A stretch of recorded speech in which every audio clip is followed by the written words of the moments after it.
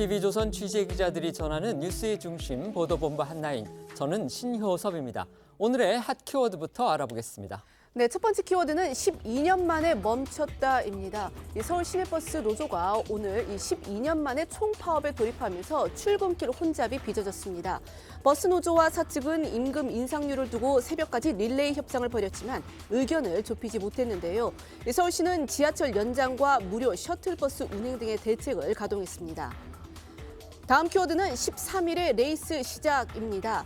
제22대 국회의원을 뽑는 4.10 총선의 공식 선거운동이 오늘 0시부터 시작돼 선거 전날 밤 12시까지 13일간 이루어집니다. 어제부터 시작된 재외국민 투표는 4월 1일까지, 사전투표는 4월 5일, 6일 진행합니다. 세 번째 키워드는 오보하면 문제입니다. 공식 선거운동 개시를 맞아 민주당은 판세 전망과 관련해 재차 낙관론 경계령을 내렸습니다. 이재명 대표는 자신감 갖는 건 좋지만 오보하면 문제가 생긴다고 했고 이해찬 상임공동선대위원장도 판세는 아직 모른다고 했습니다. 다음 키워드는 범보수도 단일화입니다. 일부 지역구에서 범여권으로 분류되는 국민의힘과 개혁신당 후보들이 단일화를 시도하는 움직임을 보이고 있습니다. 경기 용인갑에 출마한 개혁신당 양양자 후보는 단일화 경선을 할 의향이 있다고 밝혔고 충북 청주청원에선 개혁신당 장성남 후보가 국민의힘 김수민 후보 지지를 선언하며 사퇴했습니다. 다음 키워드는 1년 새 41억 증가입니다. 조국혁신당 비례 1번 박은정 전 성남지청장의 재산이 1년 새 현금 예금으로만 41억 원이 늘어나 논란이 되고 있습니다. 박 후보는 지난해 검찰에서 나온 남편 이종근 변호사의 전관예우 수입이 아니냐는 지적에 대해 퇴직금과 공무원 연금 전액 수령 등이 주된 이유라고 했습니다. 마지막 키워드는 여전히 코인 자산가입니다. 처음으로 가상자산 보유 현황이 포함된 국회의원 재산 공개 결과 지난해 코인 논란을 일으켰던 김남국 의원이 여전히 코인 78종, 시가 15억 4,600여만 원어치를 보유하고 있는 것으로 나타났습니다. 김 의원의 재산 총액 지난해 15억 3천여만 원에서 올해 30억 6천여만 원으로 약 15억 원 늘었습니다. 오늘부터 공식 선거운동이 시작되면서 정치권은 상대 당에게 공격의 빌미를 주지 않기 위해서 내부 단속에 나서고 있습니다. 하지만 이런 와중에도 예상치 못했던 변수들이 계속 나타나고 있는데요. 오늘은요, 이 현대자동차 사장 직급을 지낸 민주당 경기 화성을의 공영훈 후보가 때 아닌 꼼수 부동산 증여 논란에 휩싸였습니다. 이거 어떻게 된 일입니까? 네, 이 공영훈 후보가요, 현대자동차 부사장 시절 매입한 이 서울 성수동 건물을요, 2021년 4월 군 복무 중이던 아들에게 갑자기 증여를 한 것으로 확인이 됐는데 아들은 1999년생으로 이 증여받을 당시에 나이가 24살이었다고 합니다. 이게 이제 건물을 증여하는 것 자체는 문제가 되지 않지만 이제 논란이 된 거는 시점입니다. 바로 그 땅이 서울시로부터 이 토지거래 허가 구역으로 지정되기 하루 전이었다고 하는데요. 그러니까 그 이후부터는 이 주택거래가 제한이 된다는 거죠. 이 토지거래 허가 구역으로 지정이 되면 실거주 요건을 충족해야만 매매와 증여가 가능합니다. 그렇게 되면 이제 공군에 근무 중이던 아들은 당연히 실거주자가 되지 못하니까 증여도 할 수 없게 됐던 거죠. 그렇죠. 그래서 이제 공 후보 측이 뭔가 이 정보를 미리 입수하고 급하게 증여한 것이 아니냐 이제 이런 의혹이 하나 제기가 되는데요.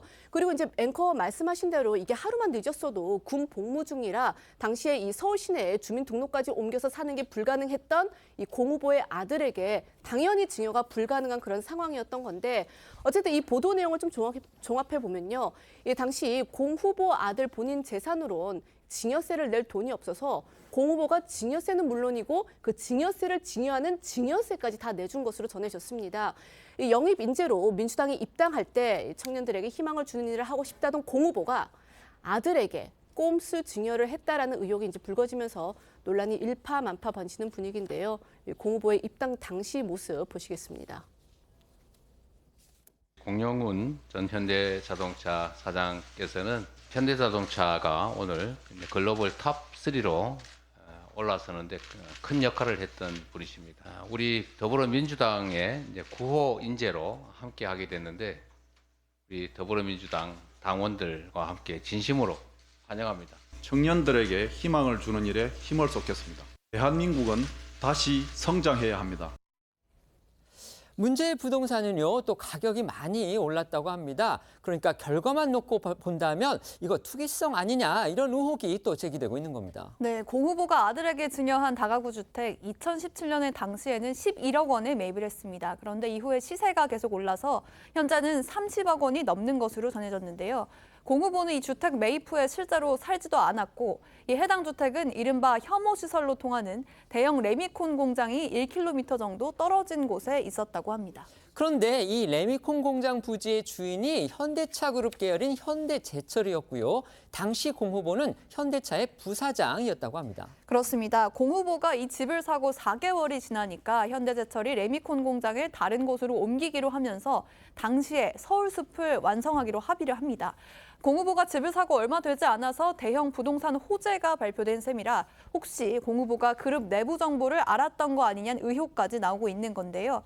앞서 민주당에선 비슷한 사례로 안덕근 산업통상자원부 장관의 인사청문회에서 이 안 장관의 배우자가 2018년 성수동 주택을 매입한 걸 두고 투기 목적 매매란 의혹을 제기한 적도 있습니다. 당사자인 공 후보는 어떤 입장입니까? 네, 공 후보는 오늘 자신의 SNS를 통해서 현대차 부사장 재직 시절 은퇴 후 살기 위해 당시 성수동 재개발 지역에 주택을 매입했다고 이 건물을 매입했던 배경에 대해 밝혔는데요.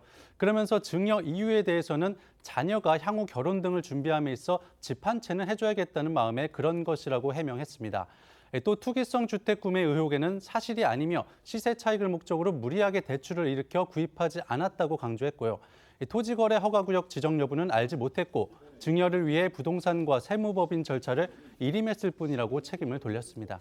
은퇴 후에 살려 한 곳이 어떤 전원주택 이런 데가 아니고 성수동의 재개발 지역이었다. 또 대출을 받지 않고 현금으로 샀으니까 투기는 아니다. 세무법인과 부동산업자가 알아서 해서 본인은 몰랐다. 자, 이런 해명들을 이제 유권자들이 납득할 수 있을지 이게 관건이 될 텐데요. 경기 화성을 해서 공 후보와 경쟁하는 개혁신당의 이준석 대표가 이번 논란에 입을 열었습니다. 네, 이준석 대표는 대한민국의 어느 누가 아들에게 저녁 선물로 30억짜리 성수동 주택을 사줄 수 있겠냐고 꼬집었는데요. 자식을 20대 나이에 빚 없는 30억 건물주로 만드는 게 공영훈 후보가 말하는 2030의 의미냐 이렇게도 따져 물었습니다. 또 토지거래 허가구역 지정을 하루 앞두고 아들에게 증여한 부분, 현대차 내부 정보를 이용한 부동산 투기란 의심을 지울 수 없다고도 주장했는데요. 이 대표는 공 후보를 향해서 의혹에 대해서 면밀하게 해명하라고 촉구했습니다. 아시다시피 민주당은 앞서 갭투기 의혹으로 이영선 변호사를 세종갑에서 공천 취소했고 제명했을 정도로 부동산 이슈가 총선에 미칠 영향을 민감하게 반응하고 있는 상황인데요. 이번 공 후보 논란에 대해선 어떻게 대처할지 주목됩니다. 공 후보는 일단 이 제기된 사안에 대해서 민주당이 이미 공천 과정에서 검증을 해서 별 문제가 안 된다는 판정을 받았다 이렇게 주장을 했습니다. 앞으로 민주당의 공식 반응이 나오면 또 그것대로 전해드리도록 하겠습니다. 이 밖에 다른 정당 후보들의 재산 문제도 이슈로 떠오르고 있는데요. 조국 혁신당에서는 비례 후보 1번을 받은 이 박은정 후보의 부부가 1년 만에 40억가량의 재산이 늘어나는 거, 그것도 현금으로 늘어난 게 확인이 되면서 논란을 불렀습니다. 네, 이 박은정 후보는 문재인 정부 당시에 윤석열 검찰총장에 대한 이른바 이 찍어내기 감찰을 주도했다는 의혹을 받고 있는 인물입니다. 이 해당 의혹과 관련해서 박은정 후보는요, 지난 2월 검찰에서 해임이 됐고 이후 이 조국 혁신당에 입당해서 비례 1번을 받았습니다. 그런 이제 박 후보의 재산에 좀 이제 관심을 모았는데요. 이 중앙선관위에 제출된 자료에 따르면요, 이 박 후보 부부의 재산이 모두 49억 8천여만 원. 인데 이 중 41억 원이 1년도 안 된 사이에, 그러니까 이 검찰 출신 배우자의 변호사 사무실 개업 후에 늘어난 것으로 전해진 겁니다. 특히 이 늘어난 재산은요, 말씀하신 것처럼 모두 현금성 은행 예금인 것으로 알려졌습니다. 박 후보자의 배우자, 그러니까 남편은요, 서울 서부지검장까지 지낸 친문 성향의 검사장 출신입니다. 문재인 정부 당시에 윤석열 총장 감찰에 관여했다는 의혹을 받았던 이종근 변호사인데요. 그런데 왜 이렇게까지 이제 후보 배우자의 재산을 두고서 갑론을박이 벌어지는지 그 이유 소개해 주시죠. 네, 바로 전관 예우 문제 때문인데요. 박 후보의 배우자인 이 변호사는 대검찰청 형사부장이던 지난해 2월에 퇴직해서 서울 강남에 변호사 사무실을 차렸습니다. 이 변호사는 검찰 재직 시절에 2조 원대 다단계 사기인 제이유그룹 사건을 수사한 대검 인증 다단계 유사수신 분야 1급 공인 전문검사였는데 본인의 변호사 프로필에도 이런 이력을 강조하고 있는 것으로 전해졌습니다. 동아일보 보도에 따르면 개업 후에 맡은 사건들도 농축수산물 거래를 가정해서 1조 원 넘는 돈을 수수한 다단계 사기 의혹 등 다단계와 유사 수신 분야에 집중된 것으로 알려졌는데요. 법조계 일각에서는 검사장 출신으로서 변호사 개업 첫 해에 자신의 전문 분야 다단계 이런 사건들을 맡아서 전관 예우 효과가 극대화된 거 아니겠냐는 추측들이 나오고 있습니다. 여야에서는 배우자의 재산 형성 과정에 대해서 해명하라 이런 요구가 쏟아졌습니다. 네, 이 박 후보 부부에 대한 재산 증식 논란이 일자 국민의 미래는 남편의 전관예우 떼돈이라고 직격탄을 날렸고요. 새로운 미래는 검사 퇴직 후 변호사 개업 1년 만에 재산이 41억 원이나 늘었다면 고액 수임료를 받은 전관범죄, 전관비리가 아닌지 충분히 의구심을 가질 만하다고 지적하면서 책임 있는 해명과 조치를 내놓기 바란다고 촉구했습니다. 또 녹색정의당은 전관범죄 같은 논란과 결함을 방치하고는 윤석열 정권 심판이라는 대의만 해칠 뿐이라며 사실상 공천 철회를 촉구했는데요. 관련 발언들 들어보시죠. 조국혁신당의 이중성이 또다시 드러났습니다. 당대표가 검찰개혁을 발표하고 그 사이에 비례 1번의 정관예우 떼돈이 들통나는 이런 코미디 같은 기자회견을 국민들이 도대체 어떻게 받아들여야 합니까? 조국 대표는 검찰 개혁을 위해 전관 예우는 철폐되어야 한다고 주장해 왔습니다. 조국 혁신당에서 이 검찰 독재를 막겠다면서 총선 인재 7호로 영입한 인물이 박은정 후보입니다. 또 조국 대표 본인이 과거에 이 정관예우 혁파를 주장한 적도 있다고 하는데요. 박 후보가 비례 1번을 받아서 이제 조국 혁신당의 상징적 인물로 내세워진 셈이기 때문에 이번 논란의 파장이 더 큰 모양새입니다. 일단 박 후보 직접 남편의 전관예우 의혹에 대해서 반박을 내놨죠. 네, 논란이 확산되니까 박은정 후보가 직접 입장문을 내고 친문 검사라고 공격할 땐 언제고 무슨 전관예우를 운운하냐는 반응을 보였는데요. 박 후보는 남편인 이 변호사가 퇴직금과 공무원연금을 일시 전액 수령했고 재산 신고일을 기준으로 160건을 수임했다면서 매출에 대해선 과세 기준 금액의 최대 49.5%를 세금으로 납부할 예정이라고 밝혔습니다. 하지만 이 퇴직금 등을 고려해도 41억 원의 현금 중과액을 고려하면 대부분의 늘어난 재산은 배우자의 변호사 매출 아니겠냐는 의혹이 계속되고 있는데요. 그간 조국혁신당의 조국 대표가 전관예우 방지를 강조했었던 만큼 이번 사안에 대해서도 당 차원의 설명이 필요하다는 지적이 나오고 있습니다. 이 부분과 관련해서 역시 조국 대표의 입장 아직 나오지 않고 있습니다. 나오면 저희가 또 추후에 전해드리도록 하겠습니다. 앞서 민주당에서는 서울 강북 을에 공천했던 조수진 변호사가 과거 이제 성범죄자를 변호하고 또 이를 홍보했는데 그 과정에서 이제 제2차 가해 논란이 확산이 되면서 낙마한 적이 있습니다. 이번에는 국민의힘에서 인천 부평을에 출마하는 이현웅 후보를 둘러싸고 비슷한 의혹이 불거졌습니다. 네, 이 한겨레 신문의 보도인데요. 이 법률 자문 플랫폼을 통해서 이현웅 후보가 이 수임 사례를 공개를 하면서 여성 청소년 성매수 가해자 변호를 맡아서 이 가벼운 처벌을 끌어낸 방법을 강조했다라는 겁니다. 이 후보가 홍보한 사례 중에는요, 이런 게 있었습니다. 한 청원 경찰이 여고생 등 6명을 불법 촬영했는데 이게 이제 벌금형에 그친 사건이었습니다. 당시에 징역 10개월이 구형된 사건이었는데 여기서 이제 벌금형을 끌어냈다고 소개를 하면서 피고인이 전과나 범죄 경력이 없고 또 당일에 충동적으로 벌어진 우발적인 범행임을 설명하고 변론했다라고 이제 밝힌 것으로 전해졌습니다. 앞선 민주당 사례를 저희가 방송하면서 여러 차례 말씀을 드렸죠. 변호사는 중범죄자라도 변호의 조력을 제공할 그런 의무가 있기는 합니다. 문제는 그 과정에서 피해자에게 2차 가해 논란을 불러일으킬 만큼 무리한 논리나 또 주장을 펼쳤는지 이게 문제의 핵심일 텐데요. 이현웅 후보도 그런 부분이 있는지를 잘 살펴보고 만약에 그런 부분이 있다면 이건 문제가 확산할 그런 가능성도 있어 보입니다. 네, 일단 국민의힘에서는 해당 보도와 관련해 특별한 언급이 없는 상태입니다. 당사자인 이 후보는 오늘 SNS를 통해 자신이 변호사로서 자립준비 청년 등을 도왔으며 취약계층에 대해서도 지속적인 기부를 해왔다는 점을 알리면서 훌륭한 일만을 해온 건 아니지만 변호사업이나 변론을 부끄럽게 해온 적은 없다고 주장했는데요. 오늘 오전 기준 이 보도에 나왔던 법률 플랫폼의 소개글도 삭제된 것으로 전해졌습니다. 본격적인 선거운동이 오늘부터 시작된 상황에서 여야 후보들의 이색 홍보도 눈길을 끌고 있습니다. 이 가운데서 올해 58살인 민주당 김병욱 의원이 이 우통을 벗은 채 찍은 이른바 바디 프로필을 공개해서 주목받았는데요. 이걸 두고서 지금 온라인상에서는 반응이 또 엇갈리고 있다고 합니다. 네, 먼저 이번 총선에서 수도권 최대 격전지 중 하나인 경기 이 성남 분당 을에서요. 김은혜 국민의힘 후보와 맞붙는 김병욱 민주당 후보가 지난 23일 유튜브와 SNS 등을 통해서 큰 용기를 내어 도전해봤다라면서 이 몸매를 사진으로 남기는 이른바 바디 프로필 도전기를 담은 영상을 공개를 했습니다. 이 영상에는요, 김 후보가 이 바디 프로필을 촬영하기 위해서 운동하는 모습이 담겨 있었고요. 또 이 복근을 드러낸 채 활짝 웃으며 찍은 사진도 담겨 있었습니다. 김 후보는 이 영상을 찍기 위해서 2개월 동안 5kg가량 이 감량을 한 것으로 알려졌고요. 또 김 후보는 영상을 통해서 선거 운동도 체력이 뒷받침돼야 한다 이러면서 앞으로 남은 선거 기간을 더 빡세게 준비할 수 있는 기초 체력이 길러진 것 같다라고 말하기도 했습니다. 하지만 해당 영상과 사진을 접한 네티즌들의 반응은 엇갈리고 있는데요. 의지가 보인다, 신선한다 등 호응하는 반응이 있는가 하면 국회의원 품격을 떨어뜨린다, 선거 벽보에서 벗은 몸까지 봐야 하나 등 다소 부정적인 의견도 있다고 합니다. 다만 어제 한 라디오에 나온 김병욱 후보는 바디 프로필을 찍게 된 계기에 대해서 선거 운동이라는 게 좀 메마르다면서 재밌는 선거 운동이 뭐 없을까 생각하다가 찍게 됐다고 했는데요. 목소리 직접 들어보시죠. 대한민국을 바로 세우고 분당을 재건축을 통한 리빌딩에 대한 다짐과 각오를 제 몸으로 한번 보여주자.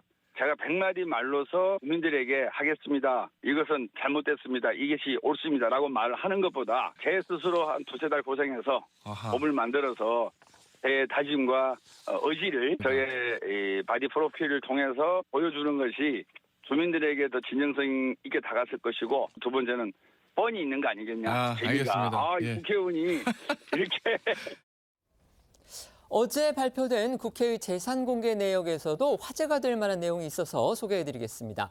관련 법 개정에 따라서 이번에 처음으로 이 국회의원들의 가상자산 보유 현황이 공개가 됐습니다.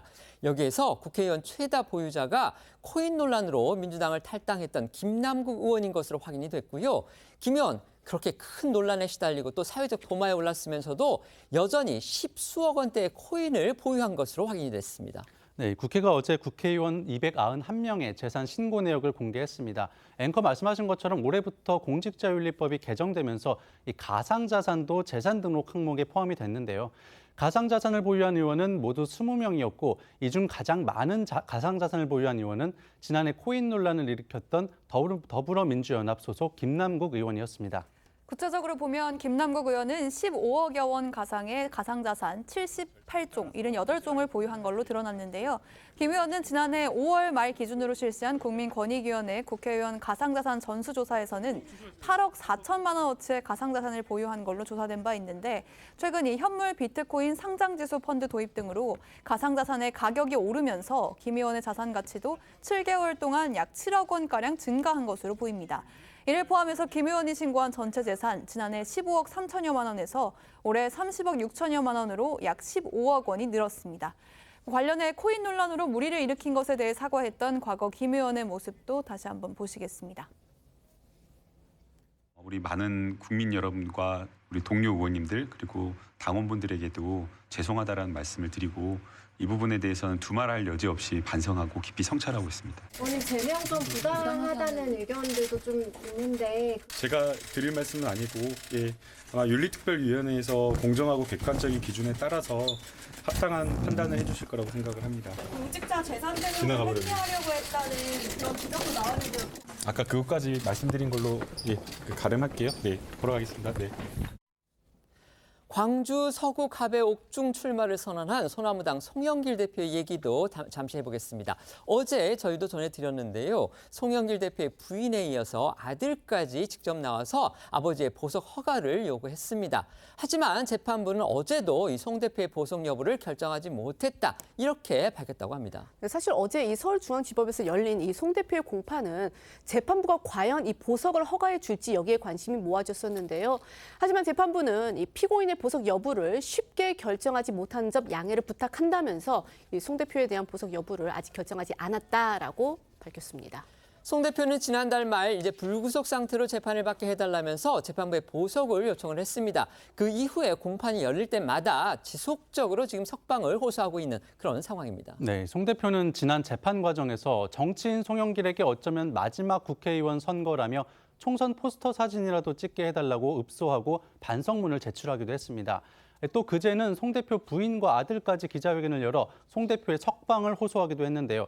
이 자리에서 송 대표는 옥중 육성으로 이재명 대표와의 인연을 강조하며 광주 시민들의 지지를 호소하기도 했습니다. 어제 모습 다시 보고 오겠습니다. 서울구치소 감옥에서 전화로 인사드립니다. 인천계양구에서 호남 출신으로 최초 국회의원이 되었습니다. 오선 국회의원 인천시장 민주당 대표를 만들어준 인천계양구를 이재명 대표에게 양보하였습니다. 민주당을 지키기 위해서였던 것입니다. 집 없는 나그네처럼 1년 동안 거리에서 검찰 독재와 싸우다 감옥에 갇혔습니다. 공영훈 후보의 부동산 논란이 이번 총선의 새로운 이슈로 떠올랐습니다. 아까 저희가 내용 자세하게 말씀드렸지만요. 결국 이제 그 핵심 논점이 몇 개가 있어 보입니다. 자, 첫째는 아들한테 꼼수로 증여를 했느냐. 물론 이제 불법은 아니지만 그다음에 두 번째는 사전에 그 정보를 입수를 해서 미리 하루 전에 혹시 증여를 한 거 아니냐. 그리고 그 지역이 이제 노후에 은퇴용으로 샀다고는 하는데 그 지역의 성격상 이게 결국은 시세 차익을 노린 투기 아니냐. 이제 이런 여러 가지 의혹들이 제기가 되고 있는 겁니다. 어떻게 보셨습니까? 본인이 이런저런 해명을 했는데 저는 해명의 앞뒤가 맞지 않는다고 생각을 합니다. 무슨 얘기냐면 본인이 은퇴 후에 살 집으로 샀다고 얘기를 했죠. 근데 현대자동차 사장까지 지낸 사람이 은퇴 후에 살 집, 물론 그 절대적인 기준이 있는 건 아닙니다만은 그러기에는 이 지역적 특성이나 이 이른바 건평이라고 하죠. 건평이 지나치게 작아요. 이게 조그만 빌라거든요. 그러니까 평수로 치면은 거기에 39평 정도라고 합니다. 네네. 5 내지 9평 네, 뭐 이렇게 나오는데 네네. 대지가 그 정도라면 현대자동차 사장 출신이 우리가 일반적으로 생각하기에 은퇴 후에 살 만한 집이다 하기에는 굉장히 어려운 것이고, 그럼 은퇴 후에 살려고 했으면 은퇴 후에 살면 되지 왜 그걸 중간에 그 당시에 22살이거든요. 네. 22살인 아들한테 증여를 했느냐. 그거는 앞뒤가 우선 맞지 않는 거죠. 은퇴 후와 증여 이런 것이고요. 또 하나는 이제 그 1km 근처에 이제 예를 들어서 현대차 레미콘 공장이 있었는데 그게 이제 나갔다 이거 아니겠어요? 4개월 뒤에 발표됐다고 합니다. 굉장한 호재고 현대자동차 부사장으로 있었을 때 저 정보를 알았을 가능성이 농후하다는 게 합리적인 분석 아니겠어요? 그렇게 따지면 앞뒤 안 맞는 해명에 그다음에 그 어떤 내부 정보 이용 가능성까지 따지면 적어도 우리가 불법이라고 얘기는 못하지만 이 부분에 관해서 투기 의혹이나 아니면 꼼수 증여 이런 거는 거의 모두 사실인 것으로 보인다 이렇게 말씀드리겠습니다. 네. 이거는 이제 어디까지나 여러 가지 드러난 정황에 바탕을 해서 이제 최 의원님께서 개인적으로 판단을 해주신 건데, 이제 공영훈 후보는 아까도 저희가 전해드렸지만 사전 정보 입수 같은 건 없었고, 그 다음에 당의 공천 심사 과정에서 본인이 그런 자료를 다 냈고 설명을 해서 당이 다 이해를 하고 납득을 했다. 이렇게 주장을 했다는 거 다시 한번 말씀을 드리겠습니다. 네. 그렇죠. 일단 공영훈 후보 입장에서는 토지거래 허가구역 지정 여부를 알지 못했다라는 겁니다. 당시에 알지 못했다라는 게 사실 핵심인 것 같고, 그리고 그 이전에 이미 증여와 관련된 서류들을 세무법인이나 부동산 법인에 넘겨줘서 증여 업무를 처리를 하게 한 것이고, 증여세도 다 납부를 했다라고 지금 해명을 하고 있습니다. 아마 서류상으로 그런 부분들이 당에 이제 제출이 되었고, 그런 부분들, 그러니까 증여세가 또 적절하게 납부가 되어 있는 부분들, 이런 부분들이 다 모두 다 검토된 것으로 봐야 될 것 같습니다. 그렇기 때문에 지금 언론이나 여러 일각에서 제기되고 있는 여러 의혹들이 있지만 아직까지 객관적인 근거로 명확하게 입증됐다라고 보기는 어려운 상황으로 보이거든요. 그렇기 때문에 일단 후보의 해명을 좀 들어줘야 될 것 같고, 그러나 일단 후보도 좀 그런 부분이 있습니다. 국민의 눈높이에서 봤을 때 물론 이런 부분들이 증여 자체는 문제되지 않고 증여세를 납부했다라는 부분들은 인정될 수 있겠지만, 국민의 눈높이에서 군 복무 중인 자녀에게 부동산을 증여하는 것, 이 부분이 또 국민 눈높이에 맞지 않을 수 있다는 부분이 있거든요. 그렇기 때문에 본인이 더 지역 구민들에게 이 부분에 대해서 더 설명하고 해명하는 노력을 기울여야 될 것 같습니다. 네. 우리 장윤주 패널께서 현직 변호사시기 때문에 때문에 하나만 더 여쭤보겠습니다. 아까 그 박은정 후보의 이제 남편의 재산 증가 부분인데요. 현금 예산이 1년 사이에 41억 원이 늘었습니다. 그다음에 그러니까 검사장을 하다가 퇴직하고 나서 변호사 개업을 했는데 1년이고 수임 건수가 한 150여 건 정도 된다. 물론 나중에 다 세금으로 낼 거다 이렇게 박은정 후보는 얘기를 했지만 또 정관예우 아니다 이렇게 얘기를 했습니다. 그런데 같은 변호사 입장에서 만약 업계에 같이 종사하는 그런 분의 입장에서 봤을 때 이 41억 원의 현금 증가 납득할 만하십니까? 글쎄요, 그건 좀 개별 사안마다 좀 다른 부분은 분명히 있습니다. 그렇기 때문에 뭐 일반적인 기준에 따라서 이분은 정관예우 특허를 받았다 안 받았다를 나누기는 조금 어려운 부분이 있는데요. 그렇다 하더라도 일단 수임 건수가 뭐 150건 이상이 된다라고 한다면 굉장히 많은 수임을 했던 건 분명합니다. 그 많은 수임이 본인이 정관예우를 내세우지 않았다 하더라도 의뢰하시는 분들께서는 기대하셨을 수는 있거든요. 사실 그런 부분이 변호사에게 문제가 있었다라고 볼 수도 있겠지만 또 한편으로는 우리 사회에 아직도 만연하고 있는 이 전관예우라는 부분 자체가 본질적으로 없어지지 않았기 때문에 의뢰인들께서도 그런 부분들을 좀 기대하고 오시는 경우도 있다라는 부분은 좀 아쉬움으로 남습니다. 최 부장께는 그 부분 여쭤보겠습니다. 이 박은정 후보가 이렇게 반박을 했어요. 아니 친문 검사라고 할 때는 언제고 이제 와서 정관예우 받았다고 하냐 이제 이렇게 얘기를 했습니다. 그러니까 남편이 친문 검사라고 그렇게 얘기하는 사람들 입장에서 어떻게 지금 윤석열 정권에서 정관예우를 해줬겠느냐 현직 검찰들이 그런 지금 취지로 얘기를 한 것 같습니다. 그게 공감이 되시는? 그게 일반적인 국민 눈높이로는 뭐 맞는 듯 보이기도 하죠. 그러나 실제 이제 저희도 법조 취재 같은 거 해보지 않았습니까? 네. 그러면 법조 네트워크라는 거를 저는 굉장히 눈여겨 많이 봅니다. 그러니까 그거는요 친문 검사든 뭐 친윤 검사든 뭐 그런 게 그다지 중요하지 않습니다. 왜 그러냐면 과거에 뭐 전직 검찰총장 뭐 여의도 서초동에 가면 소문 파다합니다. 네. 그때 그 전직 검찰총장이 뭐 여러 가지 하여튼 뭐 불미스러운 일로 그만뒀거든요. 그런데 뭐 이른바 뭐 서초동 4대 천왕이니 뭐 이런 얘기들 다 나온 적이 있었거든요. 그 얘기는 자기네들의 개별적인 검사와 전직 검사와 현직 검사 간의 그런 네트워크의 문제. 그게 뭐 학연 또는 지연 이런 것 때문이지 뭐 아니면 뭐 특수통이냐 공안통이냐 이런 걸로 연결돼 있는 거지 친윤이다 친문이다 뭐 이런 것 때문에 연결돼 있는 건 아니라는 게 저의 판단이기 때문에 지금 뭐 친문 검사기 때문에 정관예우는 없었다 이거는 믿기 어렵습니다. 알겠습니다. 40 총선이 13일 앞으로 다가왔고요. 오늘 자정을 기점으로 해서 공식 선거운동도 막을 올렸습니다. 국민의힘 한동훈 비대위원장 그리고 민주당 이재명 대표 또 이들뿐만이 아니고 3지대 정당의 대표들 모두 유권자들의 마음을 잡기 위해서 각각 생각하는 상징적인 장소에서 첫 일정을 시작했습니다. 각 당 선거 지휘부들의 첫날 일정, 남은 선거 전략의 행방을 이렇게 가늠해 볼 수 있는 지표가 되기도 하겠죠. 그런 만큼 우리가 주목해 볼 필요가 있을 듯합니다. 네, 먼저 국민의힘 한동훈 위원장 움직임부터 좀 살펴보면요. 한 위원장은 이 공식 선거 운동이 시작된 오늘 새벽 0시부터 곧바로 첫 일정에 나섰습니다. 한 위원장의 첫 공식 선거 운동지는 이 새벽부터 부지런히 생업에 종사하는 분들로 북적이는 곳이죠. 농산물 도매시장인 서울 송파구 가락시장이었습니다.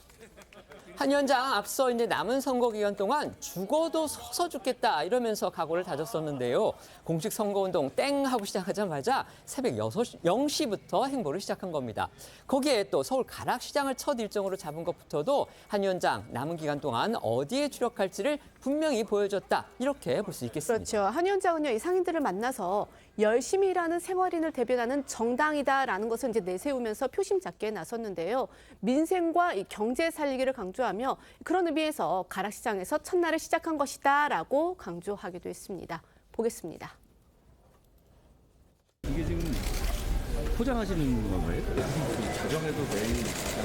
이제 이분들은 남들 잠잘 때 일하시고 일하실 때 이제 낮에 이제 주로 주무실 때이고. 사실 오늘 0시부터가 사실 이번 선거에서의 공식 선거운동 기간이거든요. 그래서 이런 열심히 일하는 생활인들 대변하는 정당으로서 그런 차원에서 제가 가락시장에서 0시에 출발하게 됐다는 말씀을 드립니다. 꽃이 폈나요 이제? 안 폈어요. 이제 망울이 좀 터지기 시작했어요. 목련은 폈을 것 같은데요. 목련은 폈습니다. 네. 한동훈 위원장 그동안 이번 40 총선을 빗대서 목련을 피는 봄이다 이런 표현 자주 썼습니다. 들으신 대로 오늘도 그 표현을 꺼냈는데 여기에 오늘 새벽 가락시장 일정에는요. 이 송파 지역에 출사표를 던진 국민의힘 후보들 또 여기에 인효한 국민의힘의 선대위원장도 같이 동행을 했습니다. 사실상 이제 여권 정당들의 출정식이다 이렇게 볼 수도 있었는데 국민의힘 하지만 출정식이 아니고 민생 점검이다 이 점을 강조를 했고요. 공식 선거운동 기간 동안에는요 법상으로 이 오전 7시부터 밤 9시까지만 마이크 사용이 가능합니다. 새벽 0시면 당연히 마이크 사용이 불가능했는데 그럼에도 불구하고 그런 시간에 첫 일정을 시작한 겁니다. 국민의힘은 이 부분 역시 민생에 방점을 찍은 것이다 이렇게 강조했습니다. 네, 말씀하신 대로 국민의힘은 별도의 출정식 없이 마이크 사용 가능 시간도 아닌 새벽에 가락시장 일정으로 공식 선거운동을 시작한 건데요. 국민의힘은 더 낮은 자세에서 민심을 청취하고 들여다보겠다는 의도라고 설명했습니다. 한 위원장은 대신 가락시장 일정에서도 민주당 이재명 대표와 조국혁신당 조국 대표를 겨냥해서 범죄 연재 심판론을 강조했고요. 한 위원장 이 자정의 첫 일정에 이어서 아침 10시부터도 빽빽한 선거운동 일정을 소화하고 있습니다. 오전에만 아침 10시 서울 마포구 망원역 앞에서 지원 유세를 시작으로 신촌과 용산을 잇따라 방문해서 이재명 조국 두 대표를 겨냥한 이른바 2조 심판론을 거듭 강조했고요.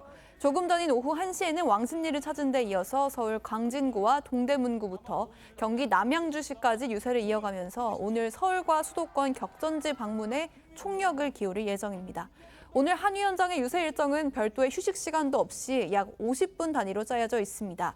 이 자정에 시작해서 저녁 7시에 돼서야 끝나는 마지막 유세지 일정을 시작하는데 10시간에 가까운 강행군이 이어질 것으로 보입니다. 공식 선거운동 첫날 한 위원장의 행보 영상으로 좀 더 보시겠습니다. 이 나라의 운명을 좌우할 중요한 선거운동 기간이 바로 지금부터 시작되는데 저희가 정말 열심히 하겠습니다. 저에게 일할 수 있는 기회를 주시고 힘을 모아주시고 우리 국민의힘은 정치개혁, 민생개혁을 내걸고 전진하겠습니다.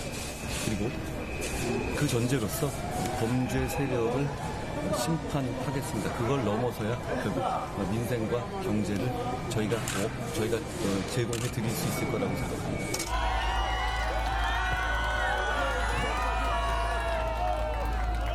몇 년마다 돌아오는 선거라고 착각하면 안 됩니다. 정말 절실하게 생각해 주셔야 합니다. 저희는 정치개혁과 민생개혁 그리고 범죄자들을 심판한다는 각오로 이번 선거에 나섰습니다. 저희는 준비되어 있습니다. 저희는 정말 일하고 싶습니다. 공식 선거운동 첫날 이재명 민주당 대표는 어디에 방점을 찍은 행보를 보였을지 이것도 궁금한데요. 이 대표 오늘 첫 일정은요. 본인의 출마 지역구인 인천의 계양을이었습니다. 네, 이재명 대표는 오늘 오전 7시부터 인천 계양을 출근 인사로 공식 첫 선거운동 첫 일정을 시작했습니다. 오전 7시부터는 마이크 사용이 가능해진 만큼 이 대표 유세차에 올라 마이크를 잡고 정권 심판을 위해 민주당을 지지해달라고 호소했습니다. 공식 선거운동 첫날 이 대표 첫 일정 모습도 영상으로 보겠습니다.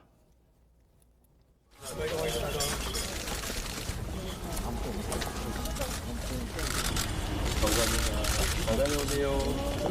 존경하는 계양 국민 여러분 인사드립니다. 더불어민주당 계양을 국회의원 후보 이재명입니다. 지난 2년도 되지 않는 시간에 대한민국은 참으로 많이 후퇴했습니다. 여러분들이 이 나라의 주인입니다. 국민 여러분께서 심판해 주시기 바랍니다. 4월 10일은 심판의 날입니다. 국민이 승리하는 날입니다. 이재명 대표가 첫 일정으로 본인의 지역구를 선택한 것 의미가 있어 보이는데요. 이 대표 입장에서는 당 대표 또 선대위원장으로서 이 격전지 지원 유세도 중요하지만 또 자신의 선거도 중요할 수밖에 없는 그런 상황입니다. 특히 개항을에서 원희룡 국민의힘 후보하고 접전을 벌이고 있다. 이런 판세 분석이 이어지면서 이 대표 지역구 관리에도 마음을 놓을 수 없는 그런 상황이 돼 보입니다. 네, 실제로 지난 25일과 26일 이틀간 이 인천 계양을 거주민을 대상으로 진행한 한 여론조사 결과에 따르면요. 이재명 대표는 46%, 원희룡 후보는 42%를 얻었습니다. 두 후보가 오차 범위 내인 이 4%포인트 차이를 기록하면서 접전 양상을 보인 건데 글쎄요. 이 대표가 이런 상황을 의식해서인지 이 공식 선거운동 첫날 첫 일정을 본인 지역구 출근길 인사로 시작을 했습니다. 중앙선대위 출정식과 왕십리, 동작구 등 이 서울 격정지 지원 유세에 나선 후에 오후 4시 인천시장 총선 출정식에 이어서 저녁에는 이 본인 지역구인 이 계양을 유세 일정을 다시 이제 진행한다는 그런 예정인데요. 결국 이 공식 선거운동 그 첫날인 오늘 이 대표의 일정 역시 오전 7시 인천 계양구 이 출근 인사를 시작으로 해서 저녁 7시 인천 계양구 도보거리 인사까지 이 본인 지역구와 격정지를 정말 종횡무진하면서 숨가쁘게 이어질 예정입니다. 당 대표로서 전국 선거를 진두지휘해야 하는 동시에 또 자신의 지역구가 격전지로 떠오른 상황이라 이 대표 어디에 더 주력을 해야 할지 앞으로 판세 상황에 따라 딜레마에 빠질 수도 있어 보이는데요. 여기에 또 본인의 사법 리스크로 인한 재판까지 틈틈이 진행되고 있는 데다가 총선 전날까지도 지금 재판이 잡힌 상황이어서 이 점도 이 대표의 운신의 폭을 좁히고 있다는 그런 시각이 있습니다. 어쨌든 이 대표 중앙선대위 출정식 또 격전지 지원 유세 등 당 대표로서의 일정에서도 정권 심판론을 거듭 꺼내들면서 총력을 기울였는데요. 그 일정들도 좀 더 자세히 짚어주시죠. 네, 민주당의 중앙선대위 출정식 오늘 오전 10시에 대통령실이 있는 용산에서 진행됐습니다. 장소 선정에서부터 정권 심판론을 최대한 부각하면서 총선 결의를 다졌다는 평가가 나오고요. 이 대표 역시 출정식에서 윤석열 정권 심판 열차가 국민 승리라는 최종 목적지를 향해 지금 출발했다면서 거듭 정권 심판론을 띄웠습니다. 이 대표 출정식에 이어서 또 서울 격전지 지원 유세에도 나섰는데요. 특히 앞서 서울 중성동갑에서 사실상 공천 배제되면서 내용을 격화시켰던 친문계 핵심 인사인 임종석 전 청와대 비서실장이 지원 유세에 처음으로 출격하면서 이 대표와 함께하는 모습을 보인 것도 눈에 띄었습니다. 이 대표의 공식 선거운동 첫날 행보도 영상으로 보시겠습니다.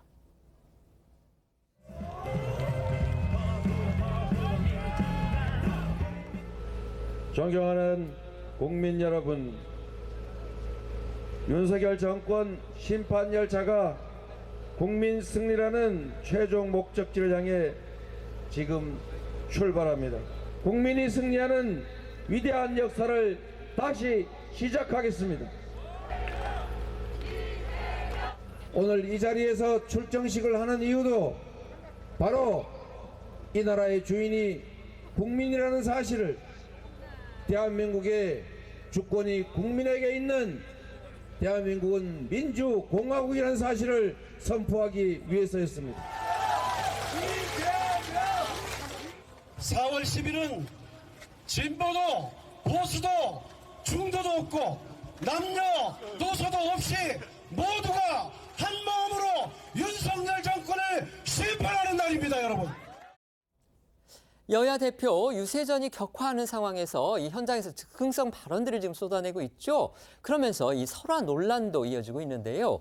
이재명 대표의 경우에는요. 어제 국민의힘 배현진 의원이 피습당한 사건의 수사를 난리 뽕짝이다 이렇게 표현을 해서 논란이 됐습니다. 네, 해당 발언은 어제 이 대표가 충주 유세 도중 나온 얘기인데요. 이 대표는 이 자신의 흉기 테러 사건이 벌어졌을 때 경찰이 1시간도 안 돼 바로 현장을 청소했다면서 그동안 야권에서 제기해왔던 수사 축소 의혹을 재차 언급했습니다. 그러면서 국민의힘 배현진 의원이 지난 1월 돌멩이로 맞은 사건에는 경찰이 폴리스 라인을 치고 난리 뽕짝을 쳤다고 목소리를 높였는데요. 이러한 사건이 벌어지면 당연히 진행돼야 할 수사 절차를 마치 여당 의원이 특권을 받은 것처럼 말한 겁니다. 어제 발언부터 들어보시죠. 배현진이 돌멩이로 맞은 사건은 폴리스 라인을 치고 과학 수사를 하고 난리 뽕짝을 치면서 증거를 제시하는데 야당 당수가 목에 칼을 찔려가지고 피를 흘리는데 그 혈흔을 1시간도 안 돼서 물청소를 합니다. 이거는 국민들한테 이런 사인입니다. 야당은 정권에 반대해서 되는 사람은 그렇게 해도 돼 라고 일칠 수 있지 않습니까? 이 대표가 언급한 현장 물청소에 대해서는 이미 지난 1월 25일 민주당이 단독 소집한 국회 행정안전위원회에 출석한 우철문 부산경찰청장이 이미 범인이 검거됐고 증거물이 확보됐다고 이 현장 경찰이 판단에 이뤄진 것이라고 해명한 바 있습니다. 이 대표 아까 들으셨겠지만 이제 유세 발언이긴 합니다만 어쨌든 현역 국회의원인데요. 배현진이라고 그냥 뭐 직함 전혀 붙이지 않고 이름만 얘기를 했군요. 배현진 의원 이런 이재명 대표의 발언에 대해서 또 결코 참지 않았습니다. 네, 배 의원은요 오늘 자신의 SNS를 통해서 일찍이 수호지심을 모르는 분이라 생각을 했지만 난리뽕짝을 언급할 정도로 이 분별마저 없을 줄은 미처 몰랐다라면서 이재명 대표를 강하게 비판을 했습니다. 그리고 이 배 의원의 사건이죠. 이 돌멩이로 맞은 사건은 뭐 폴리스 라인이며 과학수사를 했다는 이런 이재명 대표의 주장에 대해서 배 의원은요. 출동한 경찰과 구급대원이 이 안내 매뉴얼대로 모든 조치를 했고 현재도 수사 상황을 신뢰하며 기다리고 있다라고 강조를 했습니다. 그러면서 배 의원은요. 오히려 이 대표를 향해서 난리 헬기 뽕짝을 어디서 추었는지는 이미 전 국민이 다 안다라고 날을 세웠는데 결국 이 흉기의 피습 당시 이 대표가 이 부산대병원에서 서울대병원으로 헬기를 통해서 이송된 그 논란을 꼬집은 것으로 보입니다. 최근 상황을 보면 총선을 앞두고 입단속을 강조했던 이 대표가 정작 본인이 일단 설화에 휩싸이는 게 아니냐 이런 지적도 나오는데요. 아시는 대로 이 대표 앞서는 이제 여당 지지층을 비하하는 말이죠. 이른바 이찍이라는 말을 지역 구민에게 해서 구설을 또 자초를 했고요. 최근에는 강원도 비하 발언 또 재혼 가정을 비하하는 듯한 그런 발언을 해서 도마 위에 올라있던 상황입니다. 여기에 또 국민의힘 한동훈 비대위원장도요. 오늘 오전 서울 서대문구 지원 유세 현장에서 상당히 거친 발언을 내놔서 논란을 불렀습니다. 네, 한 위원장은 앞서도 전해드린 대로 이른바 2조 심판론을 강조하면서 범죄자가 여러분을 지배하지 못하게 해달라, 정치 혐오에서 벗어나 투표에 동참해달라고 호소하면서 정치는 죄가 없다, 정치를 뭐같이 하는 사람이 문제라고 목소리를 높였는데요. 그동안의 이 후보들을 상대로 거듭 말조심을 당부해왔던 한 위원장과는 거리가 있는 거친 표현을 본인이 사용한 겁니다. 특히 한 위원장 어제 열린 선대위 회의에서는 선거가 가까워질수록 몸이 뜨거워지고 말실수를 하기 쉽다면서 더 절제하고 국민 눈높이에 맞는 언행을 해야 한다. 하루 하나씩 망언을 반복하는 이재명 대표를 반면 교사 삼아주길 바란다고 강조했었는데 하루 만에 본인이 논란의 소지가 있는 발언을 꺼내든 셈입니다. 한 위원장의 논란이 된 발언부터 들어보시죠. 여러분, 정치는 굉장히 중요합니다. 여러분의 삶을 모두 바꿀 수 있기 때문이죠. 정치를 대가 차는 사람이 문제인 거지 정치 자체에는 죄가 없습니다. 저는 그렇기 때문에 정치를 하러 나왔습니다. 범죄자들이 여러분을 지배하지 못하게 해주십시오. 한동훈 위원장 그 X라는 그 표현 본인도 민방위 됐는지 또 일부 언론에서 이제 지금 온라인 등에서 다 뭐 문제점이 있다 이렇게 지적을 해서 그런지 그 이후에 중성동에 가서 유세를 할 때는요 못같이 이렇게 좀 나름대로는 순화를 했다고 합니다. 제3지대 선거 지휘부 움직임도 짚어보겠습니다. 조국혁신당의 조국 대표는요, 고향인 부산에서 첫 일정을 시작했고요. 개혁신당은 서울 영등포, 새로운 미래는 서울 가락시장에 이어서 대전에서 출정식을 가졌습니다. 녹색정의당은 할로윈 참사 현장 방문으로 첫 일정을 또 시작했습니다. 네, 조국혁신당 조국 대표는 본인의 고향이자 창당 선언을 했던 지역이죠. 부산에서 출근 인사를 진행하며 첫 일정을 시작했고요. 부산에서 출정식도 진행했습니다. 조국 대표는 이어 대구와 대전을 잇따라 방문하고 서울로 돌아와서 시민들과 검찰 독재 종식 행사를 진행하며 공식 선거운동 첫날 일정을 마무리할 계획인데요. 조국 혁신당이 부산에서 선거운동의 포문을 연 것은 조 대표의 고향이라는 연고를 불각해서 지지층 결집을 노린 것으로 풀이됩니다. 개혁신당은 이 서울 영등포 소방서를 격려 방문하며 공식 선거운동을 시작을 했고요. 출정식 역시 영등포역에서 진행을 했습니다. 다만 이준석 대표는 이 본인의 지역구인 경기 화성을에서 개별적으로 선거 활동을 실시를 했습니다. 이낙연 공동대표가 이끄는 새로운 미래는요, 국민의힘과 마찬가지로 서울 송파구 가락시장에서 첫 일정을 시작했고 출정식은 오늘 오전 대전에서 진행을 한 뒤에 소방서와 국립현충원 등을 방문을 하면서 공식 선거운동 첫날 일정을 이어갑니다. 또 녹색정의당은요, 오늘 새벽 0시 이태원 참사 현장을 방문해서 추모를 하면서 첫 일정을 시작을 했습니다. 오전 이 심상정 후보의 지역구인 고양시 덕양구 이 화정역 광장에서 진행이 됐고요. 이 공식 선거운동 첫날 이 3지대 선거 지휘부들의 행보도 영상으로 보시죠. 여기 이곳 12구 기업과 안전의 길에서 녹색 정의당이 22대 총선의 첫 시작하게 되었습니다. 시민의 생명과 안전을 위해 정치가, 행정이, 정부가 무엇을 해야 되는지 되새겨야 될 선거라고 생각합니다. 앞으로 4년 동안 대한민국의 미래가 달렸다고 합니다. 여러분에게 정치는, 선거는 어떤 의미입니까? 올바른 정치는, 선거는, 그리고 민주주의는 오로지 국민의 삶의 문제를 해결하는 도구여야 한다. 저는 그렇게 확신합니다. 국민의 삶을 제대로 챙기는 저희 개혁신당이 되겠다라고 하는 의지를 좀 강하게 보여드리고자 첫 일정으로 영등포 소방서를 찾아서 우리 소방관 분들의 활동하는 그런 어떤 활약상도 듣고 또 필요한 그런 제도적인 뒷받침할 사항들도 청취하는 그런 일정 가졌습니다. 부산은 우리나라의 정치적 민주화를 이끌어냈던 부마 항쟁의 진원지입니다. 윤석열 독재 정권 하에서 우리가 힘들어하고 고통받고 있는데 역사를 돌이켜보면 군사 독재 정권도 우리 부산 시민들이 일어나서 해결을 했습니다. 공식 선거운동 첫날이었습니다. 오늘 선거 지휘부들의 행보를 따라가 보면 이제 그 당의 선거 전략을 가늠해 볼 수가 있는데요. 오늘 공식 선거운동에 돌입하는 여야 각 당의 움직임 어떻게 보셨습니까? 각 당 나름대로 이제 주로 주안점을 둬야 될 부분에 그 선거운동을 시작했다 이렇게 생각을 하는데, 예를 들어서 국민의힘 같은 경우는 이제 앞으로 민생, 물론 2조 심판론을 얘기합니다. 이재명 조국 심판론을 얘기하지만 그건 뭐 어느 특정 지역에서 이루어질 수 있는 건 아니라고 보고요. 이제 민생을 챙기는 바로 그 민생 현장에서 시작을 하겠다 하는 의미로 가락시장을 방문한 것 같고, 이제 그 이재명 대표의 경우에는 뭐 개항을 해서 시작하는 거는 뭐 불가피한 측면이 있죠. 최근에 그렇지 않아도 개항을 해서 이재명 대표가 자기 지역구를 너무 소홀히 하는 것 아니냐 하는 지적들을 많이 받고 있다고 해요. 왜냐하면 상대적이니까 선거는 이제 원희룡 후보의 경우에는 그 지역구에 완전히 그 거의 상주하고 있잖아요.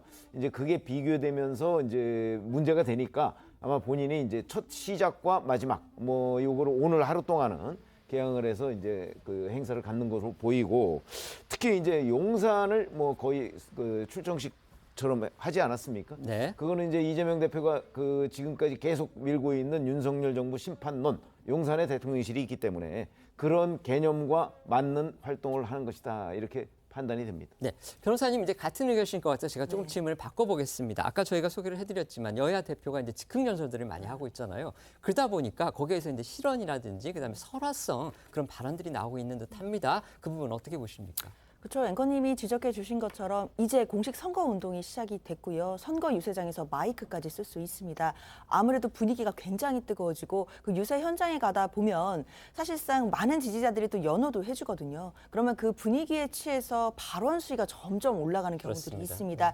특히 뭐 미리 연설문을 준비해가는 경우도 있지만 즉흥적으로 문답하는 경우도 있고요. 뭐 지지자들의 호응에 대해서 함께 대답해주는 경우도 있기 때문에 그러다 보면 뭐 여야 할 것 없이 이제 유세 중에 설화가 나오는 경우들이 있거든요. 사실 한동훈 비대위원장도 평소에 어떤 한동훈 비대위원장의 화법과는 다르게 굉장히 거친 말이 나오는 건 그런 식에서 봤을 때 어떤 선거 유세가 시작됐다라는 걸 보여주는 장면이기도 합니다. 이재명 대표뿐만 아니라 한동훈 비대위원장 그리고 모든 후보들이 당연히 설화에 대해서 각별히 조심해야 될 때라고 생각합니다. 네. 표심을 잡기 위한 여야의 신경전은 공약 공방으로도 이어지고 있습니다. 민주당은 어제 나왔던 국민의힘의 국회 세종시 완전 이전 공약을 총선용 급조 공약이다 이렇게 비판하고 있고요. 국민의힘은 민주당이 이른바 이 비동의 간음죄 공약을 총선 공약에 포함했다가 취소하면서 실무적 착오였다 이렇게 해명한 걸 이건 새빨간 거짓말이다 이렇게 비판을 하면서 민주당의 확실한 입장을 밝히라고 압박하고 나섰습니다. 먼저 국민의힘의 국회 세종시 완전 이전 공약을 둘러싼 파장부터 살펴보겠습니다. 네, 어제 저희도 이제 전해드렸는데요. 한동훈 비대위원장은 2031년까지 이 여의도 국회를 세종시로 완전히 이전하겠다라는 공약을 발표를 했죠. 이를 통해서 여의도를 비롯한 이 서울의 개발 규제를 풀어서 금융, 문화 중심 메가시티를 만들겠다라는 이제 구상인데, 정치권에서는 한 위원장이 이 공식 선거운동 시작을 앞두고 스윙보터인 충청권과 또 수도권을 동시에 겨냥한 승부수를 띄었다라는 그런 해석이 나왔습니다. 그리고 오후 들어 이 대통령실에서도요, 이 공약에 힘을 싣는 입장을 발표를 했습니다. 대통령실은 이 대변인실 명의 공지를 통해서 윤석열 대통령은 대선 후보 시절 이 국회 세종의사당 개원을 공약을 했다면서 대선 공약인 대통령 제2집무실 이 세종시 설치에 속도를 내줄 것을 관계부처에 요청할 방침이다라고 밝혔습니다. 대통령실이 한동훈 위원장이 띄운 국회 세종시 이전 공약에 제2집무실 설치의 속도전 이걸로 화답을 하면서 긍정적인 신호를 보낸 것으로 풀이가 되는데요. 야권에서도 이 급조다 이렇게 비판을 하면서도 국회 이전 자체에는 찬성 입장을 밝히고 있습니다. 아무래도 충청표를 의식해서겠죠. 네, 민주당을 포함한 야당들은 한 위원장이 총선을 2주 남겨놓은 시점에서 국회 세종시 완전 이전이라는 대형 의제를 던진 것에 대해 총선용 카드라고 비판하면서도 반대할 이유는 없다는 입장을 냈습니다. 민주당은 늦었지만 다행이라면서 환영 의사를 밝혔고 녹색정의당과 새로운 미래는 국회뿐 아니라 대통령실도 세종시로 이전하자는 주장을, 또 조국혁신당은 노무현 정부 때 추진하다 무산된 수도 이전도 해야 한다고 주장했는데요. 다만 정치권 일각에서는 윤석열 정부와 여당이 집권 2년간 공약사항이던 세종시 국회 분원 설치 등의 소극적인 입장을 보인 데 대한 비판을 피하기 어려워 보인다는 지적도 나옵니다. 민주당은 현행처럼 폭행 또는 협박이 아닌 피해자의 동의 여부로 강간죄를 판단하는 이른바 비동의 간음죄를 총선 공약집에 포함을 시켰다가 논란이 된 지 하루 만인 어제 철회를 발표했습니다. 민주당은 실무적 착오였다 이렇게 사과를 했지만요.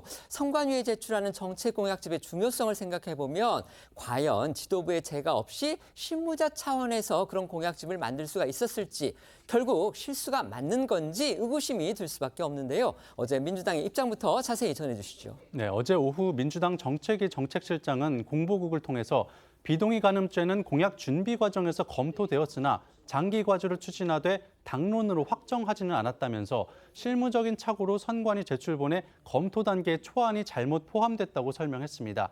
다시 말해 민주당이 중앙선관위에 제출한 총선 10대 정책 공약에 비동의 강간죄 도입이 포함된 것이 실무진의 착오였다는 건데요.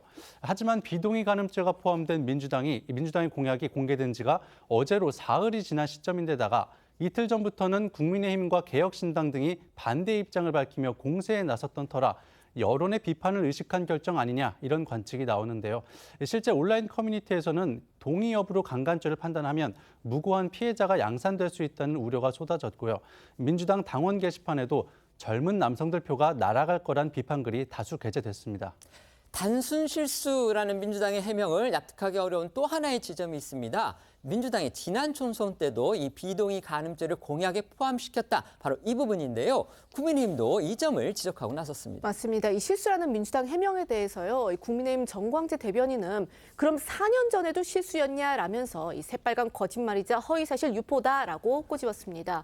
또 한동훈 위원장 역시 실수일 수가 없다면서 이 민주당이 여론의 분위기가 좋지 않으니까 발을 빼고 있다라고 강하게 비판을 했는데요.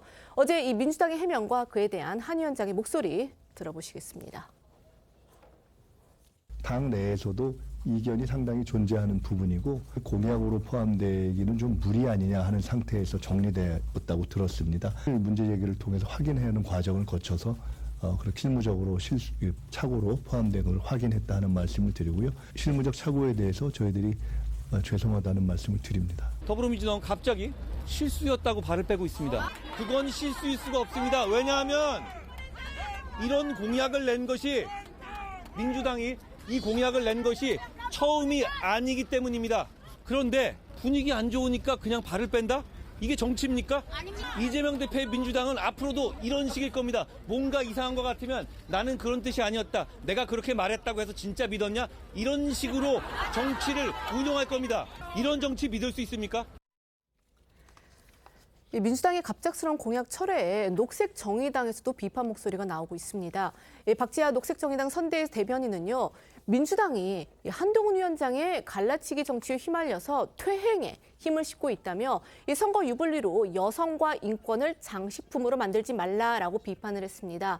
이 사실 비동의 강간죄, 정확히는 이제 비동의 간음죄라고 하는데 이게 뭐냐면은 이 강간죄 처벌 여부를 여성의 동의 여부로 결정할 수 있게 되는 건데, 즉 피해자 측에서 동의가 없었다고 주장을 하면은 이게 이제 처벌받을 가능성이 생기는 겁니다. 그렇기 때문에 이 현행보다는 이 여성의 인권을 이 보장하는 거는 맞지만은 또 남성 입장에서는 지금보다 이 자칫 강간죄로 처벌될 여지가 커지는 것이라는 이제 분석이 많아서 뭐 여성은 찬성, 남성은 반대라는 그런 의견이 일반적이었습니다. 그래서 이른바 젠더 이슈 중에 하나로 지목이 됐고요. 민주당이 공약을 철회한 것도 결국 2030 남성 유권자표를 의식했기 때문이 아니냐, 이런 시각이 나오고 있는 겁니다. 어떻든 본격적인 승부의 시간에 들어서자마자 공약을 두고서 여당은 물론이고 같은 야권에서까지 비판을 받은 민주당, 그래서인지 부쩍 더 몸을 낮추는 분위기도 읽힙니다. 네, 오늘 민주당에서는 낙관론을 경계하는 발언이 잇따라 나왔습니다. 앞서 보셨듯이 이재명 대표는 오늘 첫 일정으로 자신의 지역구 인천 계양구를 찾았는데요. 이 자리에서 범야권 200석 가능설, 전혀 불가능한 이야기라고 일축하면서 몸을 낮췄고요. 이해찬 상임공동선대위원장은 한 유튜브 방송에 출연해서 승기는 잡은 게 아닌가 싶다면서도 지금부터는 실수가 없도록 예의주시하는 게 중요하다고 말했습니다. 오프닝에서도 잠시 전해드렸지만요. 이재명 대표 어제는 한 유튜브 방송에 출연해서 자신감 갖는 건 좋지만 오버슈팅은 안 된다. 오버하면 문제가 생긴다. 이런 말도 했습니다. 네, 그리고 또 오늘 용산 유세에서는 지지율이 오를 수도 내릴 수도 있다면서 우리가 고개를 쳐드는 순간 국민들께서 경계를 하실 거라고도 했고요. 민주당 지도부는 각 지역당에 말조심을 당부하는 공문까지 보내는 등 내부 입단 속에 들어간 걸로 전해지는데요. 이 지나친 낙관론이 자칫 오만하게 비춰질 수 있는 데다 역풍까지 분다면 보수 결집에 힘을 실어줄 수 있다는 판단으로 보입니다. 오늘 이 대표의 목소리 듣고 오시죠. 절대로 교만하게, 절대로 오버하지 않겠습니다. 국민들의 마음은 언제 바뀔지도 모릅니다. 우리가 고개를 쳐드는 순간에, 우리가 교만한 생각을 마음에 품는 순간에 국민들께서는 우리를 경계하실 것입니다. 부탁드립니다. 낮은 자세로 겸허하게, 절박하게 국민들께 호소해 주십시오. 범여권에서는 국민의힘과 개혁신당의 후보 단일화 가능성이 주목됩니다. 수도권의 접전 지역을 중심으로 해서 단일화 요구가 나오고 있다. 이런 보도들 나오고 있습니다. 네, 선거가 가까워지면서 정치권 안팎에선 국민의힘과 개혁신당의 후보 단일화 가능성이 주목되고 있습니다. 후보 단일화 시나리오가 거론되는 곳은 경기 화성 을거 화성정, 용인갑, 남양주갑 등으로 국민의힘과 개혁신당, 민주당 후보가 맞붙는 3자 대결 지역구가 대부분인데요.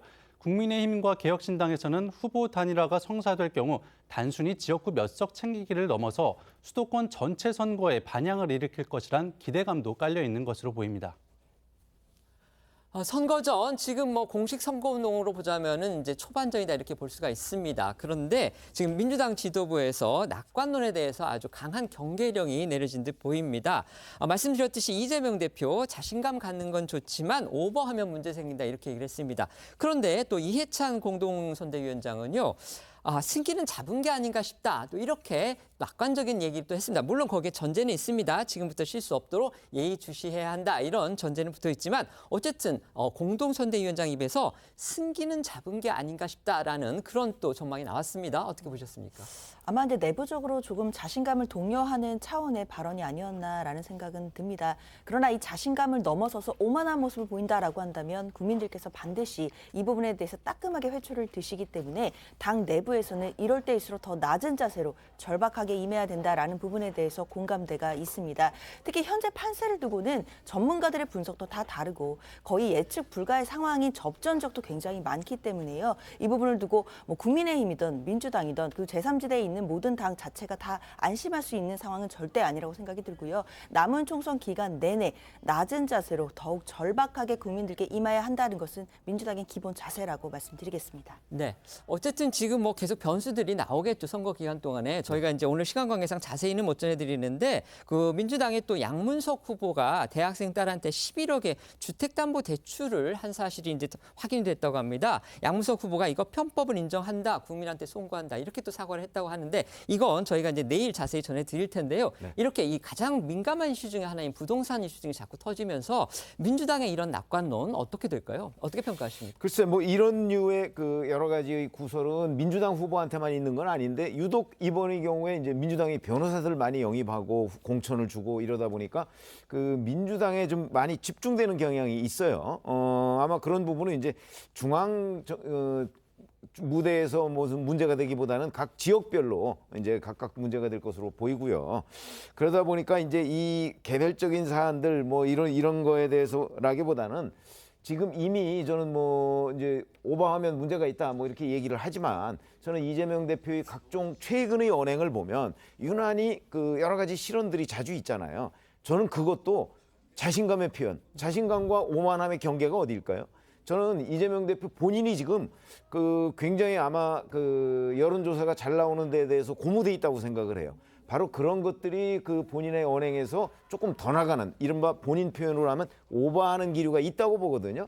그렇기 때문에 아마 이재명 대표 본인이 조심하는 것이 가장 중요한 것 아닌가 싶습니다. 네, 이재명 대표는 이제 민주당 후보들의 이런 문제점이 많이 들어가는 것에 대해서 여러 가지 이제 이유를 얘기를 했는데 그 중에 하나가 일부 언론이 편파적으로 보도한다 이런 얘기도 하고 있고요. 이거는 국내임 내도 그런 비슷한 사례 많이 있다 이렇게 반박을 자주 하고 있다는 점 저희가 반론 차원에서 말씀을 드리겠습니다. 지금부터는 어쩌다 이런 일이 코너로 이어가겠습니다.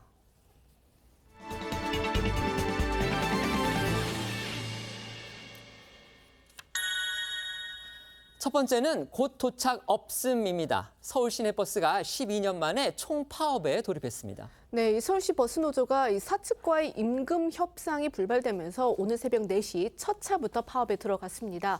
파업에 참여하는 서울 시내버스는요, 총 61개사의 이 7,200여 대로 전체의 98%에 달하는 것으로 파악이 되고 있는데요.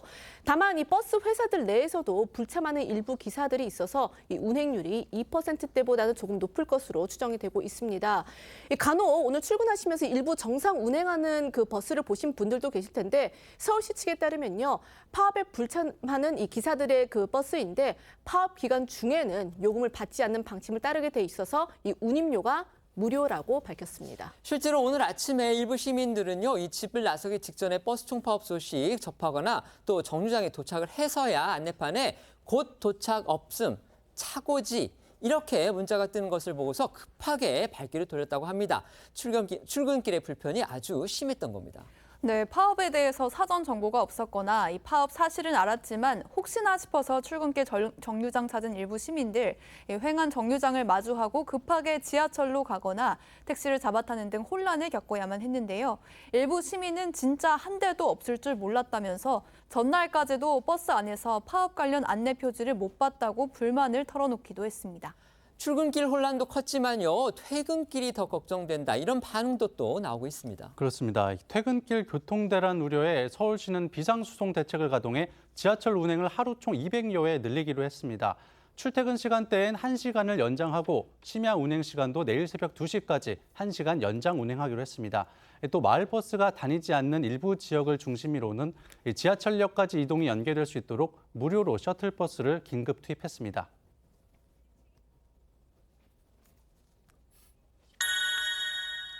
두 번째는요, 20분 작별 타임입니다. 국민 판다라고 불리는 푸바오와의 이별이 정말 코앞으로 다가왔습니다. 맞습니다. 이 전 국민의 관심과 사랑을 받은 자이언트 판다 푸바오가 국제 협약에 따라서 다음 달 3일 태어난 고향인 한국을 떠나서 중국으로 돌아갑니다. 지난 2020년 7월이었죠. 국내 최초 자연 번식으로 태어난 푸바오는요, 2021년에 처음 관람객과 만난 이후에 푸공주, 푸롱지 등으로 이제 많은 애칭으로 불리면서 팬들의 마음을 사로잡았는데요. 관련해서 먼저 영상부터 보시겠습니다.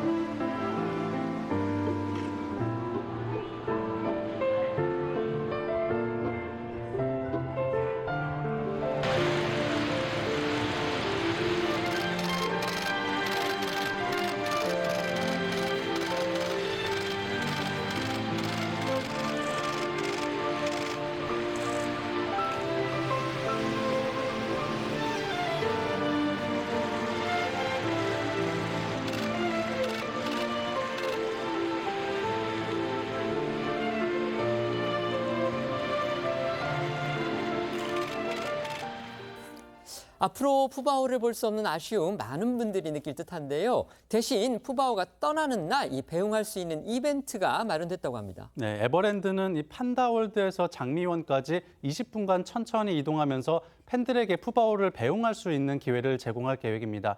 다만 팬들은 차 안에 실린 푸바오를 볼 수는 없는데 외부에 공개될 경우 푸바오가 출국 전에 자칫 스트레스를 받을 수 있기 때문입니다. 대신 사육사들이 팬들을 대표해 장미원에서 푸바오에게 작별 인사를 전할 예정이라고 합니다. 푸바오의 귀환 과정도 눈길을 끌었는데요. 진동을 최소화한 이른바 무진동 트럭부터 중국이 내주는 전세기까지 그야말로 대우가 특급입니다. 네, 판다가 예민한 동물인 만큼 이송 과정에서 스트레스를 최소화하기 위해서 특별 제작된 투명 강화 아크릴 우리에 숨구멍을 뚫어서 만들었다고 합니다. 또 푸바오는 에버랜드에서 인천공항까지 진동을 최소화한 무진동 트럭을 타고 이송될 계획인데요.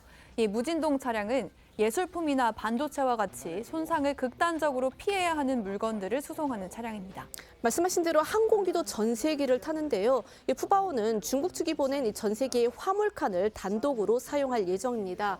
일각에서는 이 사람과 비슷한 행동을 하는 푸바오를 좌석에 태워도 되지 않느냐라는 의견도 있었는데요. 이 판다가 초식 동물이어도 맹수이기 때문에 우리에 태운 채 운송이 된다고 합니다. 또 3시간 반에 달하는 이 푸바오의 비행길에는요. 판다 할아버지로 통하는 강철원 사육사와 또 건강을 체크할 수의사도 동행할 예정이라고 합니다.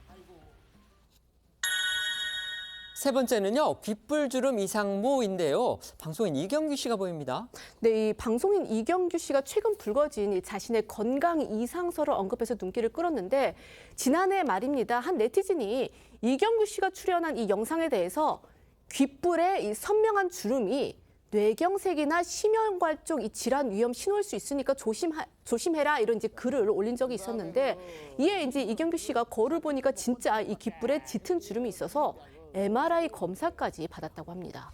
이경규 씨는 10여 년 전이죠. 이 협심증으로 심장 스텐트 시술을 받았다고 합니다. 그래서 이제 더 신경이 쓰였을 것 같은데요. 그렇다면 이경규 씨의 건강 문제가 없는 겁니까? 네, 다행히 이경규 씨는 검사 결과 아무 이상이 없었다면서 이제 뭐 시청자분도 걱정하지 말라 이렇게 전하긴 했습니다. 그렇다면 이경규 씨가 이 혈관 질환을 의심한 귓불주름 정말 걱정할 만큼 의학적으로 일리가 있는지 그 부분이 궁금해지는군요. 네, 실제 귓불에 대각선 모양으로 주름이 생기면 그렇지 않은 사람보다 혈관성 치매에 걸릴 위험이 2배 정도 높다는 연구 결과가 있기도 한데요.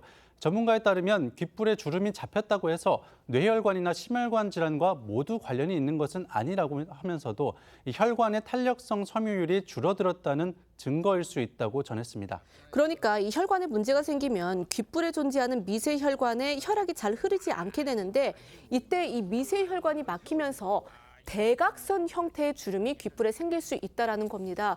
전문가는 이게 이제 여러 가지 혈관 질환과의 개연성이 높아졌다는 신호일 수 있으니까 혹시 이 귓불 주름이 그러니까 대각선으로 있는 분들이라면은 이 건강 검진을 해볼 것을 권유를 했습니다. 목소리 들어보시겠습니다. 귓볼 주름이 있다고 해서 반드시 혈관 질환으로 이어지는 것은 아니지만 탄력성 섬유율이 줄어들었기 때문에 여러 가지 혈관 질환이 생길 수 있는 개연성이 높아진다는 겁니다. 연구에서는 이런 것들을 통계적으로 분석했을 때 서로 간의 상관관계에 대한 유의미성을 발견했기 때문에 귓볼 주름이 있는 분들이라면 혹시 나에게도 뇌혈관 질환이나 심혈관 질환이 발생할 수 있는지 간략한 건강 검진을 해보실 필요가 있다는 겁니다. 저희는 1분 뒤에 다시 돌아오겠습니다. 오늘 준비한 소식은 여기까지입니다. 저희는 내일 오후 1시에 더 핫한 소식으로 찾아뵙겠습니다. 시청해 주셔서 고맙습니다.